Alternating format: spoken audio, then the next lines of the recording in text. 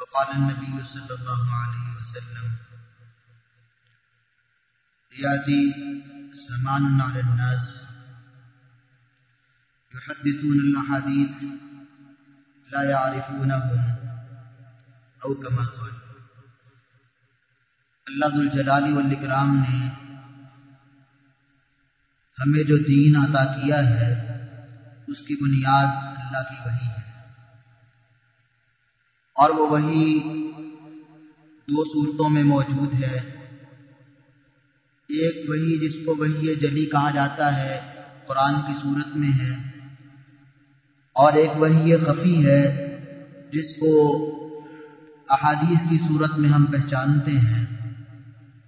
قرآن بھی اللہ کی وحی ہے، اور جس حدیث کی نسبت بابوسوخ ذرائع سے تحقیق کے ساتھ اللہ کے پیغمبر صلی اللہ علیہ وسلم کی طرف ہو جائے وہ حدیث بھی وحی کی حیثیت رکھتی ہے. تو آج جس عنوان کو ہم سننے کے لیے بیٹھے ہیں وہ یہ ہے کہ ضعیف روایات قابل عمل نہیں ہے. یہ بات ہماری زندگی میں دین کے حوالے سے بڑی اہم سمجھنے والی بات ہے. میں کوشش کروں گا کہ سادے سے انداز میں آپ احباب کے سامنے اس موضوع کو کھولنے کی کوشش کروں، تاکہ یہ بات اگر ہم سمجھ لیں تو ہم کسی کی بھی اور اپنی بھی اصلاح کر سکیں. اللہ تعالیٰ نے قرآن مجید کے اندر ایک اصول دیا ہے تحقیق کا، کہ جب تمہارے پاس کوئی خبر آتی ہے تو اس کی تحقیق کر لیا کرو. اور سیدنا ابو ہریرہ رضی اللہ عنہ فرماتے ہیں اللہ کے نبی صلی اللہ علیہ وسلم نے ارشاد فرمایا کہ کچھ ایسے لوگ آئیں گے، فتنوں کا دور ہوگا، ایسی ایسی باتیں سنائیں گے کہ جو باتیں نہ تم نے سنی ہوں گی نہ تمہارے آباء و اجداد نے سنی ہوں گی. ایسی ایسی باتیں بیان کریں گے.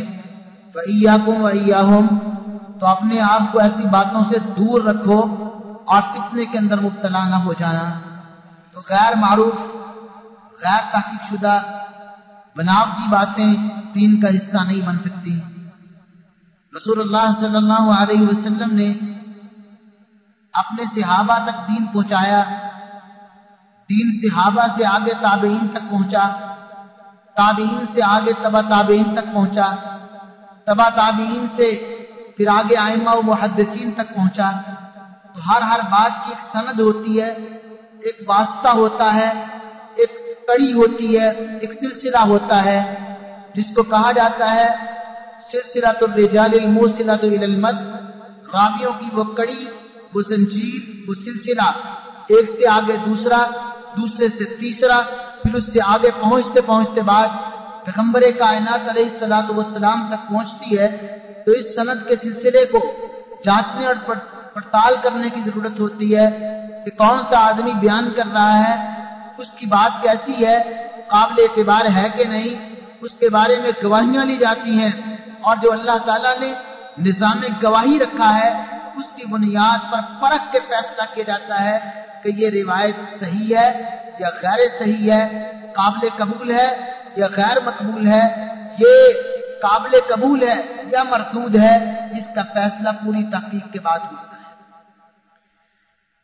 احادیث کی تحقیق کے لیے جو اسلام کا مضبوط ترین نظام ہے، دنیا کے کسی مذہب میں، دنیا کے اندر موجود مذاہب میں سے کسی کے پاس بھی ایسا مضبوط نظام نہیں ہے جو ہمارے مسلمانوں کے پاس اپنے پیغمبر کی بات کو پرکھنے کے لیے اور دین کی بات کا علم حاصل کرنے کے لیے اسانید کی جانچ پڑتال اور پرکھ کا بہترین نظام موجود ہے.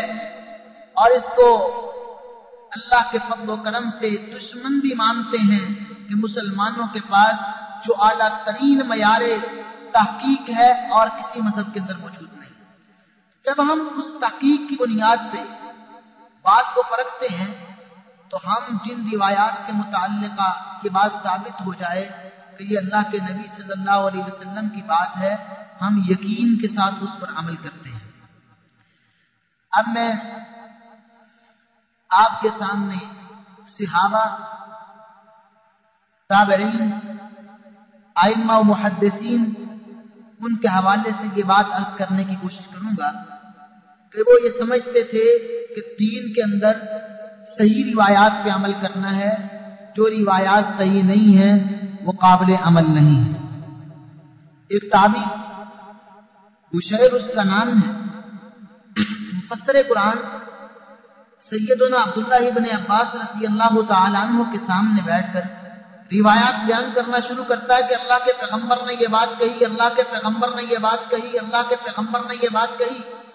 اب ایک تابعی جس نے نبی کائنات علیہ الصلوۃ والسلام سے ملاقات نہیں کی ہوتی، ایک تابعی نے اللہ کے نبی کا زمانہ نہیں پایا، حالت ایمان میں آپ سے ملا نہیں ہے، تو اب اس تابعی نے کس سے بیان کیا، اس کو کس نے یہ بات بتائی کہ درمیان میں صحابی کا واسطہ جب چھوٹ جائے، تابعی ڈائریکٹ اللہ کے پیغمبر کا نام لے رہا ہو تو اس کو مرسل روایت کہا جاتا ہے، اور تحقیق کے مطابق مرسل روایت دین میں حجت نہیں ہے، وہ ضعیف کی قسم ہوتی ہے۔ بنیادی طور پر جب یہ بات ثابت ہو گئی کہ ایسی بات ضعیف ہوتی ہے تو سیدنا عبداللہ ابن عباس رضی اللہ عنہ کے سامنے جب اس نے روایات بیان کی تو عبداللہ ابن عباس رضی اللہ عنہ نے اس کی کوئی بات قبول نہیں کی۔ اللہ کے پیغمبر صلی اللہ علیہ وسلم کا نام لے رہا ہے، لیکن جب تابعی نے یہ بات اللہ کے نبی سے ڈائریکٹ بیان کرنا شروع کی، سند درمیان میں منقطع ہوئی، تو عبداللہ ابن عباس رضی اللہ عنہ نے اس کی کسی بات کو قابل التفاق اور قابل قبول نہ سمجھا، اور یہ بات واضح کی کہ صحابہ کے نزدیک مرسل روایت حجت نہیں تھی، اللہ کے پیغمبر صلی اللہ علیہ وسلم کے صحابہ صحیح روایات قابل قبول سمجھا کرتے تھے۔ امام احمد بن حنبل رحمۃ اللہ علیہ فرماتے ہیں کہ میں امام شافعی رحمۃ اللہ علیہ سے ملا، امام شافعی رحمۃ اللہ علیہ مجھے کہنے لگے کہ تم رجال کے علم میں، راویوں کی تحقیق کے علم میں مجھ سے آگے بڑھے ہوئے ہو۔ امام احمد بن حنبل شاگرد ہیں، امام شافعی استاد ہیں، بسا اوقات شاگرد کا علم تحقیق کے زاویوں سے استاد سے بھی بڑھ جاتا ہے۔ تو امام شافعی رحمۃ اللہ علیہ کہنے لگے کہ مجھے وہ روایات بیان کرو جو صحیح ہیں، بیان کرنے والا عراقی ہو، بیان کرنے والا شامی ہو، بیان کرنے والا کوفی ہو، بیان کرنے والا بصری ہو، بیان کرنے والا کسی بھی علاقے کا ہو، لیکن اے احمد بن حنبل تم مجھے 24 صحیح روایت بیان کرو گے، فانا اذهب به، میں اس کو اپنا مذہب بنا لوں گا۔ امام شافعی رحمۃ اللہ علیہ امام احمد بن حنبل رحمۃ اللہ علیہ کے سامنے مسلک محدثین کو واضح کرتے ہیں کہ یاد رکھ امام احمد، میں اپنے وقت کے اندر علم و فضل کا بڑا آدمی سمجھا جاتا ہوں، لیکن تمہارے سامنے واضح کر رہا ہو کہ جو صحیح روایت بیان کرو گے وہی امام شافعی کا مذہب ہوگا۔ اگر روایت کی صحت قابل قبول نہیں ہے تو میرے نزدیک وہ میرے دین کا اور مذہب کا حصہ نہیں بن سکتی۔ امام شافعی رحمۃ اللہ علیہ بھی یہی عقیدہ و منہج رکھتے تھے کہ ضعیف روایات دین میں قابل قبول نہیں، اور یہی بات امام احمد بن حنبل رحمہ اللہ کی۔ اگر ہم کتب تحقیق کا مطالعہ کرتے ہیں تو امام بخاری رحمۃ اللہ علیہ کے استاد قتیبہ بن سعید رحمۃ اللہ علیہ، ان کا بھی نظریہ یہی تھا کہ ضعیف روایات دین میں قابل قبول نہیں ہے۔ اگر ہم امام حاتم کی بات کرتے ہیں، ہم امام ابی حاتم کی بات کریں تو وہ بھی یہی نظریہ رکھتے ہیں کہ دین میں ضعیف روایات قابل قبول نہیں ہے۔ مسئلہ احکام کا ہو تب بھی، مسئلہ عقیدے کا ہو تب بھی، مسئلہ اعمال کا ہو تب بھی، مسئلہ فضائل اعمال کا ہو تب بھی، کسی بھی صورت میں ضعیف روایات کی نسبت پیغمبر کی طرف کرنا یہ درست نہیں ہوتا، اس لیے ضعیف روایات دین کا حصہ نہیں۔ امام مسلم رحمۃ اللہ علیہ بڑا شاندار مقدمہ لکھا صحیح مسلم کا، اور بڑا اصولی، جس میں تحقیق کے زاویے بیان کیے۔ امام مسلم رحمۃ اللہ علیہ نے کافی لمبی بات کی، جس کا خلاصہ इमाम इब्न रजब हम्बली रहमतुल्लाह अलैह इलाल तिरमिज़ी के अंदर बयान करते हैं कि इमाम मुस्लिम रहमतुल्लाह अलैह ने अपनी सही मुस्लिम के मुकदमे में जो बात अर्ज कर दी है उसका खुलासा ये है कि मसला अकीदे का हो तब भी, मसला आमाल का हो तब भी, दीन के अंदर हुज्जत और दलील सिर्फ सही रिवायात हैं। जो रिवायात ज़ईफ हैं वो दीन का हिस्सा नहीं। इमाम मुस्लिम रहमतुल्लाह अलैह सही मुस्लिम के मुकदमे में यही अकीदा व मनहज बयान करते हैं। जरा अब सही रिवायत क्या होती है, ज़ईफ रिवायत क्या होती है, मैं थोड़ी सी वजाहत के बाद आपके सामने इसी मनहज को मजीद आगे बढ़ाते हुए फिर कुछ ज़ईफ रिवायात फ़ज़ाइल के हवाले से, फ़ज़ाइल आमाल के हवाले से नजरियात बयान करने की कोशिश करूंगा। सही रिवायत क्या होती है? मा रवाहु अदल तामु ज़ब्त मुत्तसिल सनद गैर मुअल्लिम वला शाज़, जिसको रिवायत करने वाला आदमी आदिल हो, तामु ज़ब्त उसका हाफ़िज़ा पुख्ता हो, मुत्तसिल सनद वो शख्स जिससे बयान कर रहा है उससे मुलाकात हुई हो, गैर मुअल्लिम वला शाज़ उसमें तो खुफिया इल्लत ना हो, कोई ऐसी कमजोरी ना हो कि जिसको माहिर मुहद्दिसीन जानते हैं, जाहिर बिल्कुल सही सालिम लेकिन खुफिया कोई इसके अंदर इल्लत मौजूद है। और शाज़ भी ना हो कि है तो आदमी सिका पुख्ता काबिल कबूल लेकिन कई सिका रावियों की मुखालिफत कर रहा है, क्या है तो ये भी अच्छा काबिल कबूल आदमी लेकिन अपने से औसत बड़े पुख्ता रावी की मुखालिफत कर रहा है। जब किसी हदीस के बयान करने वाले तमाम रावी आदिल होते हैं, तामुल ज़ब्त होते हैं, सनद मुत्तसिल होती है, कोई खुफिया इल्लत नहीं होती और मुखालिफत भी नहीं होती, तो उसको हदीस सही कहा जाता है। और हदीस हसन जिसमें रावी का हाफिज़े का वो आला मयार तो नहीं होता जो सही में होता है, लेकिन उससे कम, तो सही और हसन दोनों रिवायात काबिल कबूल हैं, मकबूल की किस्में हैं, इन पे अमल होता है। लेकिन एक हदीस मरदूद है कि जिसके अंदर न सही की शर्तें न हसन की शर्तें, ज़ईफ रावी मौजूद होते हैं। कभी कोई कज़्ज़ाब आ गया, कभी कोई मुत्तहम बिलकिज़ब आ गया, कहीं फासिक आदमी आ गया, कहीं खराब हाफिज़े वाला आ गया, कहीं मजहूल आदमी आ गया, कभी कोई मुबहम रावी आ गया। मुख्तलिफ वजूहात की बुनियाद पर वो रिवायत काबिल कबूल नहीं रहती। जो रिवायत इस किस्म की होती है उसको ज़ईफ कहते हैं। ज़ईफ का मतलब क्या है? ज़ईफ का सादे लफ्जों में मसला मतलब ये है कि इस बात के अंदर शुबा पैदा हो गया है कि ये अल्लाह के नबी की बात है कि नहीं। और मेरे और आपके पैगंबर ने क्या कहा? मन इत्तक़ा शुबहाति फ़क़द इस्तबरअ लिदीनिही व इर्दिही। जो आदमी शुबे की बातों से बच जाता है वो अपने दीन को महफूज करता है, अपनी इज्जत को भी महफूज करता है।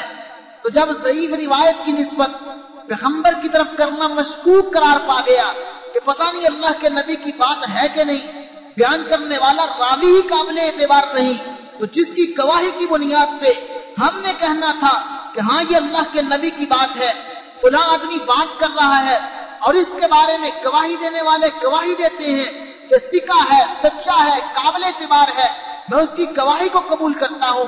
फिर वो जिससे बयान करता है उसके बारे में गवाहियां, हाँ ये काबिल एतबार आदमी है, हमने उसकी भी गवाही कबूल की। फिर उसने आगे बयान किया, हमने उसकी भी गवाही कबूल की। तो जिसकी गवाही कबूल करनी है अगर वो खुद ही काबिल एतबार नहीं है तो हम कैसे उसकी निस्बत पैगंबर की तरफ कर सकते हैं? जब पैगंबर की तरफ निस्बत सही नहीं है तो हम उसको दीन की बात कैसे बना सकते हैं? सादा लफ्जों में पैगंबर की तरफ निस्बत उसकी मशकूक हो जाती है, लिहाजा हम उसको काबिल कबूल और अल्लाह के नबी की तरफ मंसूब नहीं कर सकते। अब इस हवाले से दो नजरिए मौजूद हैं ज़ईफ रिवायात के मुताल्लिक़। पहला नजरिया यह है कि अकायद व अहकाम में सब मुत्तफिक हैं कि मसला अकीदे का हो, ज़ईफ़ रिवायत काबिल कबूल नहीं। मसला अहकाम का हो, ज़ईफ़ रिवायत काबिल कबूल नहीं। शरीयत के जो भी हम अमाल करते हैं उस पर एक हुक्म लगता है, ये फर्ज है, ये मुस्तहब है, ये मंदूब है, ये मकरूह है, ये मुबाह है, ये हराम है, ये जो अहकाम रखते हैं। तो शरीयत के 5 अहकाम के बारे में लोग मुत्तफिक हैं कि सही रिवायत से ये अहकाम साबित नहीं होते, कोई फर्जियत साबित नहीं होती, किसी का मुस्तहब होना साबित नहीं होता, हराम होना साबित नहीं होता, मकरूह होना साबित नहीं होता, मुबाह होना साबित नहीं होता। तो ये शरीयत के जब अहकामात सही रिवायात के जरिए साबित नहीं होते तो वो काबिल कबूल भी नहीं है। एक नजरिया ये पाया जाता है कि चले ठीक है, अकीदे में तो ज़ईफ़ रिवायात काबिल कबूल नहीं, अहकाम में ज़ईफ़ रिवायात काबिल कबूल नहीं, लेकिन फ़ज़ाइल अमाल में तो कबूल होनी चाहिए। फजीलत की बात तो मान लें, सादा सी बात है कि हम ज़ईफ़ रिवायत को अहकाम के मसले में काबिल कबूल क्यों नहीं समझ रहे, अहकाम में काबिल कबूल क्यों नहीं समझ रहे। वजह और सबब क्या है? वजह और सबब यह है कि अल्लाह के नबी की तरफ उसकी निस्बत करना सही नहीं, साबित नहीं। तो जब इस बुनियाद पे हमने उसको अहकाम में काबिल कबूल नहीं समझा, अकीदे में काबिल कबूल नहीं समझा, तो अब फज़ाइल अमाल में हम किस बुनियाद पे काबिल कबूल समझेंगे? है वही ज़ईफ़ रिवायत, उसूल भी वही, कायदे भी वही, रिजाल के बारे में तहकीक के ज़ाविये भी वही, कुतुबे रिजाल भी वही, मयार भी वही। जब सारा मयार वही है तो फज़ाइल अमाल में उस रिवायत की निस्बत पैगंबर की तरफ किस तरह कर सकते हैं? अगर पैगंबर की तरफ निस्बत नहीं है तो किस बुनियाद पे फज़ाइल अमाल में उस रिवायत को काबिल कबूल समझा जाए? बुनियाद क्या? जब हम इस बात की तरफ आगे बढ़ते हैं तो जिस तरह मुहद्दिसीन ने हदीस की किताबें लिखी हैं, इसी तरह अहादीस के उसूल पर किताबें लिखी हैं। जो लोग फज़ाइल अमाल में ज़ईफ़ रिवायात को काबिल कबूल समझते हैं, उन लोगों के नजदीक फज़ाइल अमाल में भी रिवायत काबिल कबूल तब होगी जब उसमें कुछ शर्तें पाई जाए।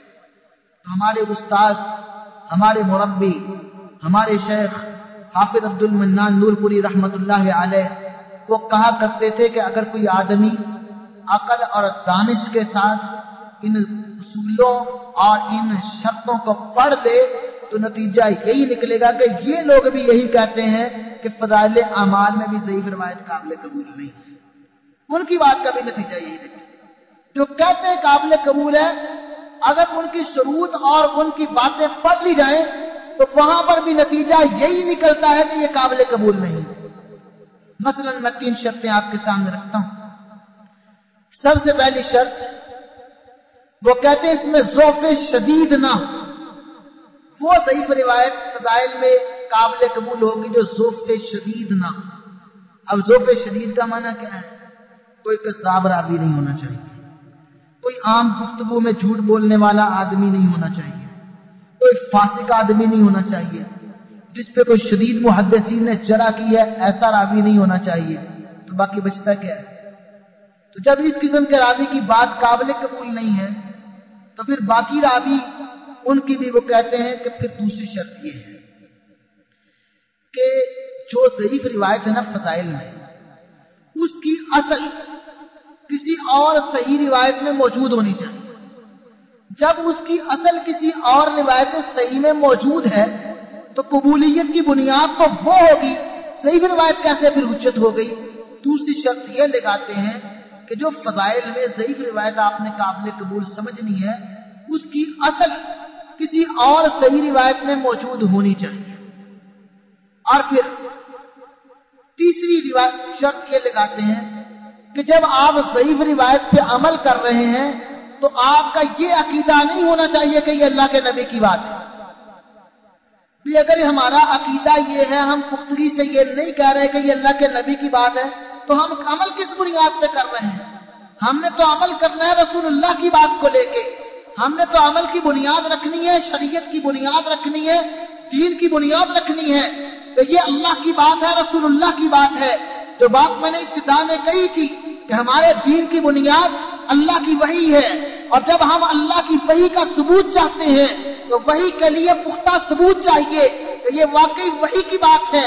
جب ہم کہتے فضائل میں صحیح روایات قابل قبول ہیں لیکن عقیدہ یہ ہو کہ یہ اللہ کے نبی کی بات ہے، تو نتیجہ کیا نکلا کہ ہم اس کو نبی کی بات تسلیم نہیں کر رہے اور ساتھ کہہ بھی رہے ہیں کہ قابل قبول ہے. تو لہذا ان شروط اور قیود کے ساتھ نتیجہ یہی نکلتا ہے کہ ضعیف روایات قابل قبول ہے. 2-3 اور شبدیں بھی لکھائیں لیکن میں ان تفاصیل میں نہیں جا رہا. خلاصہ کلام یہ ہے کہ جو لوگ کہتے ہیں ضعیف روایات قابل قبول ہیں فضائل میں، محدثین نے اصول حدیث میں جو شرطیں اور قیود لگائی ہیں اگر ان کو پڑھ لیا جائے تو نتیجہ یہی نکلتا ہے کہ فضائل اعمال میں ضعیف روایات قابل قبول نہیں. حضرات، جب ہم پوری گہرائی کے ساتھ غور و فکر کرتے ہیں تو ہمارے سامنے یہ بات سامنے آتی ہے کہ جب لوگوں نے اس معاملے کے اندر ڈھیل کی اور ضعیف روایات کا سہارا لیا، عقائد بگڑے، بدعات عام ہوئی، خرافات کو دین کا حصہ بنایا گیا، چلتی پھرتی باتیں عام پھیلا دی گئیں اور ذرا بھی خیال نہیں کیا گیا کہ ہم تحقیق کے زاویوں پہ پورے اترے. نتیجہ یہ نکلا کہ امت اختلافات کا شکار ہوئی، انتشار ہوا، ہر کوئی اپنی بات دینے لگا اور لوگوں کو ایک میٹھی سی بات دے دی گئی کہ یہ تو فضائل اعمال ہیں، کیا سب چلتا ہے. حضرات، آئیے اگر ہم دیکھتے ہیں تو اسی بنیاد پہ لوگوں نے کس قدر دین کو بگاڑ کے رکھ دیا ہے. اس حوالے سے عقائد کے اندر بھی ضعیف روایات کو شامل کر لیا گیا اور نام فضیلت کا رکھ دیا گیا. اعمال میں بھی ضعیف روایات کا سہارا لیا گیا اور نام دین رکھ دیا گیا. ہمیں یہ آج پکی طرح آج کی اس نشست میں یہ بات ذہن نشین کر لینی چاہیے اور آج کا یہ سبق اچھی طرح دہرا لیں. یہ تعلیم و تزکیہ پروگرام جس کے اندر آپ ان عنوانات کا انتخاب کرتے ہیں، یہ آپ کے لیے پیغام حق کا ایک راستہ ہے، اپنی ذات تک محدود کرنے کا ہی نہیں. یہ علم کا راستہ خود سیکھ کر آگے سکھانے کی بات ہے. آپ یہ نظریہ اور ذہن اپنے اندر پختہ کر لیں کہ جو ضعیف روایت ہوتی ہے اس کی نسبت اللہ کے پیغمبر کی طرف وہ پختہ نہیں ہوتی، مشکوک ہو جاتی ہے. اور دین مشکوک چیزوں کا نام نہیں، دین پختہ چیزوں کا نام ہے.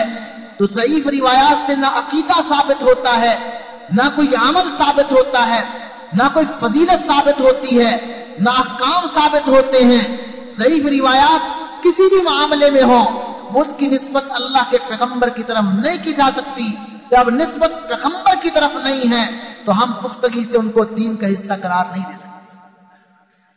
عقیدے کی بات آئی تو ضعیف روایات کی بنیاد پہ لوگوں نے عقائد بگاڑے. امام حاکم رحمت اللہ علیہ مستدرک حاکم میں ایک روایت نقل کرتے ہیں، آدم علیہ السلام کی توبہ قبول نہیں ہو رہی تھی. انہوں نے آسمان کی طرف دیکھا تو ان کی نگاہ عرش پہ پڑی. وہاں پہ کلمہ لکھا ہوا تھا، لا الہ الا اللہ محمد الرسول اللہ صلی اللہ علیہ وسلم.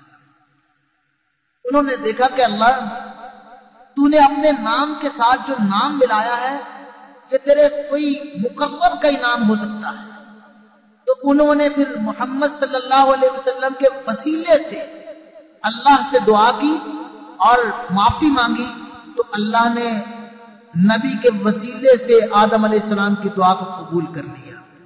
یہ امام حاکم کی روایت کا خلاصہ ہے جو امام حاکم رحمت اللہ علیہ مستدرک حاکم میں لائے. اب کتنے ہی ایسے غلط عقائد کے حاملین لوگ ہیں جنہوں نے اپنی دعاؤں میں وسیلے کو، جس کو قرآن مجید کے اندر شرک اور ساری قسموں میں سے کچھ بدعات ہیں، یہ قرار دیا گیا ہے اس کو دین کا حصہ بنانے کے لیے اس قسم کی ضعیف روایت کا سہارا لیا ہے، اور یہ ضعیف روایت ہے جس کو محدثین نے موضوع قرار دیا ہے، من گھڑت قرار دیا ہے۔ جب ہم نے ضعیف روایات کے لیے راہ نکالی تو یہ بھی کسی صورت میں قابل قبول ہو جاتی ہیں، تو لوگوں نے عقائد کے لیے بھی غلط قسم کی ایسی روایات جو اللہ کے قرآن کے خلاف تھی ان کو بھی دین کا حصہ بنانا شروع کر دیا۔ قرآن مجید میں کائنات کے رب نے کیا کہا؟ فَتَلَقَّى آدَمُ مِن رَّبِّهِ كَلِمَاتٍ فَتَابَ عَلَيْهِ إِنَّهُ هُوَ التَّوَّابُ الرَّحِيمُ کہ آدم علیہ السلام نے توبہ کے لیے کوئی آسمانوں کی طرف نگاہ نہیں اٹھائی، کوئی عرش پہ لکھا ہوا کلمہ نہیں لکھا، کوئی آسمان کے دروازے کھول کے آدم علیہ السلام کو یہ چیزیں نہیں بتائی گئی۔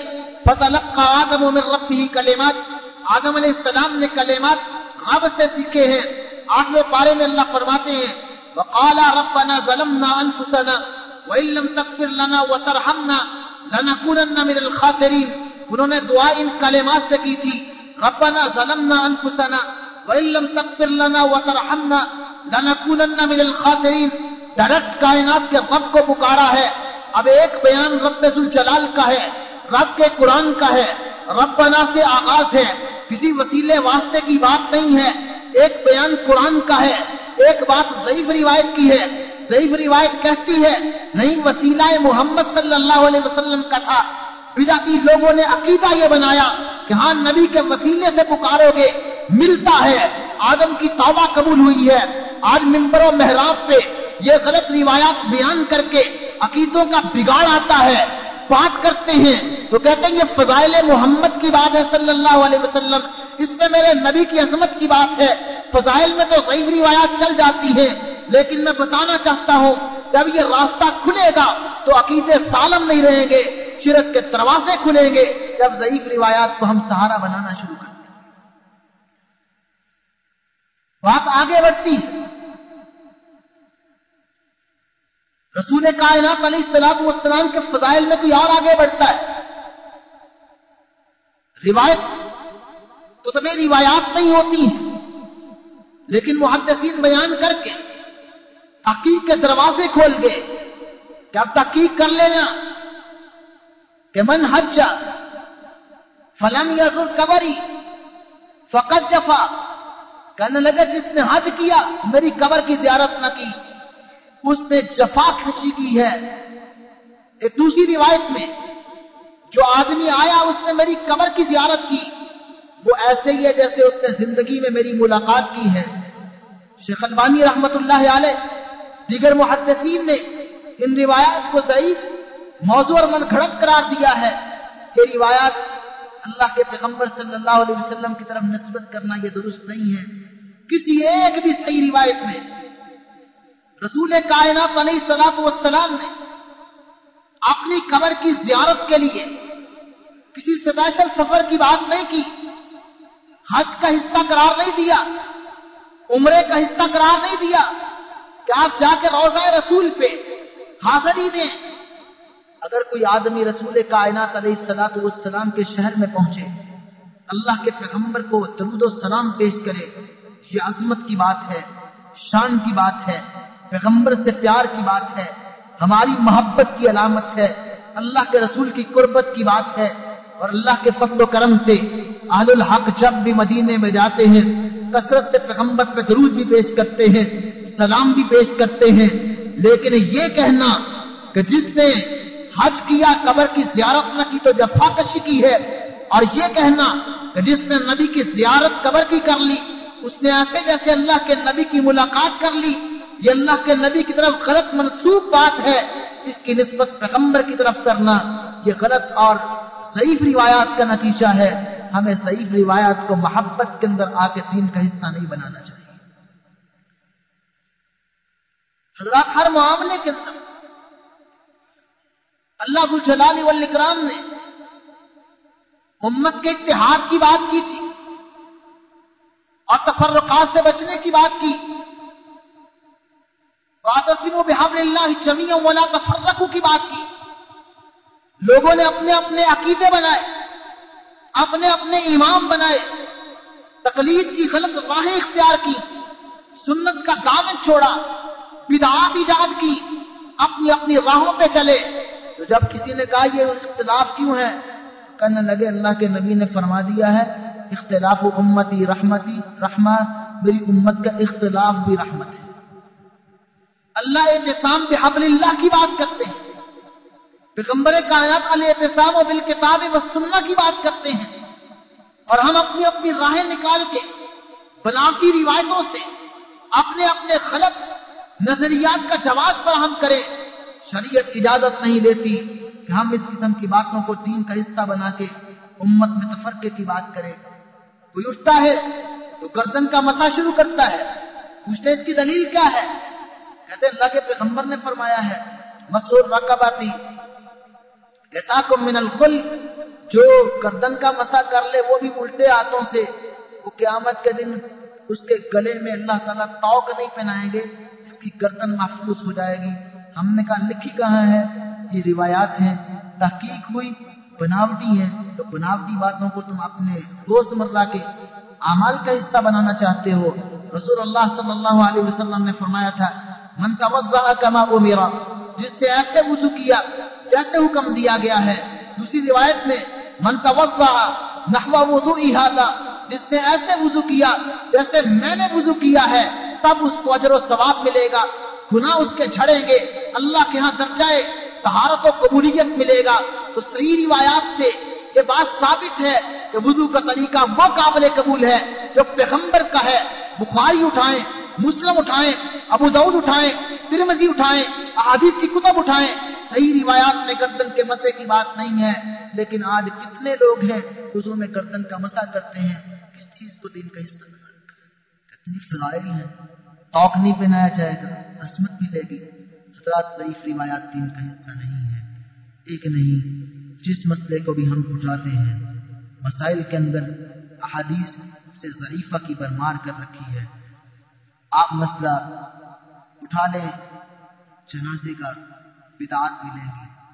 آپ مسئلہ اٹھا لیں نماز کا، لوگوں کے اندر خام خود کی باتیں ہیں. روزے کا مسئلہ اٹھا لیں، دیگر مسائل اٹھا لیں، اس کی بہت بڑی بگاڑ کی وجہ اور سبب ضعیف روایات ہیں.